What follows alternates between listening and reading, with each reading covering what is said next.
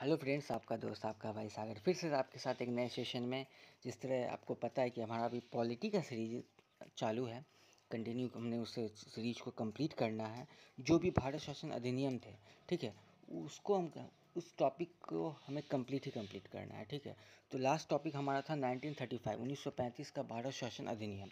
तो आज जो हमारा टॉपिक है वो है 1947 का भारतीय स्वतंत्रता अधिनियम। ये अधिनियम क्या था, इसमें क्या क्या चीज़ है जो हर एग्ज़ाम में कहीं ना कहीं पूछा ही जाता है। तो लेट ना करते हुए सेशन को स्टार्ट करते हैं। 1947 का अधिनियम, जिसे भारतीय स्वतंत्रता अधिनियम 1947 के रूप में जाना जाता है, ठीक है, ब्रिटिश संसद द्वारा पारित एक अधिनियम था जिसने भारत को दो स्वतंत्र राष्ट्र भारत और पाकिस्तान में विभाजित किया था, ठीक है, ध्यान दीजिएगा। इस अधिनियम 15 अगस्त 1947 को लागू हुआ, जिसमें ब्रिटिश शासन का अंत हो गया और भारत को स्वतंत्रता मिली। इसका की पॉइंट क्या था, यही था। मुख्य बातें क्या थी? विभाजन।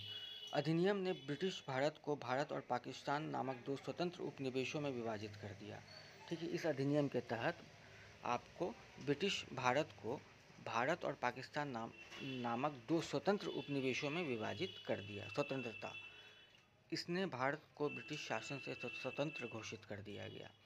इसने भारत को ब्रिटिश शासन से स्वतंत्र घोषित कर दिया, ठीक है। रियासतों का विलय, ठीक है। अधिनियम ने रियासतों को भारत या पाकिस्तान में शामिल होने या स्वतंत्र रहने का विकल्प दिया, ठीक है। ब्रिटिश बोला कि जिस रियासतों को जहाँ पे जैसे इंडिया में रहना है या तुमको पाकिस्तान में जाना है तो आप जा सकते हैं।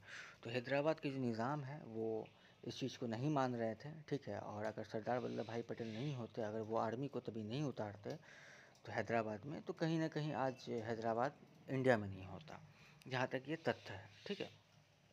संविधान सभाएं, दोनों राष्ट्रों की संविधान सभा को अपने अपने देशों के लिए संविधान बनाने का अधिकार दिया गया, बिल्कुल दिया गया। ब्रिटिश राज का अंत, ब्रिटिश राज का अंत हो गया। अधिनियम ने ब्रिटिश राजशाही के लिए भारत के सम्राट की पद को हटा दिया, ठीक है। अधिनियम ने ब्रिटिश राजशाही के लिए भारत के सम्राट के पद को हटा दिया गया, ध्यान दीजिएगा। तो इस तरह से आप देख सकते हैं कि 1947 का जो भारतीय स्वतंत्रता अधिनियम था वो एक्चुअल में यही था, ठीक है। तो अब इसमें क्या क्या की पॉइंट्स थे आपने देख लिया। विभाजन था, स्वतंत्रता था, रियासतों का विलय था, संविधान सभाएं थी और ब्रिटिश राज का अंत था। इस अधिनियम की पृष्ठभूमि क्या रही? 1947 ब्रिटिश संसद द्वारा पारित एक अधिनियम जिसमें भारत से ब्रिटिश शासन का समाप्त कर दिया गया, जिसमें भारत से ब्रिटिश शासन को समाप्त कर दिया गया, ठीक है।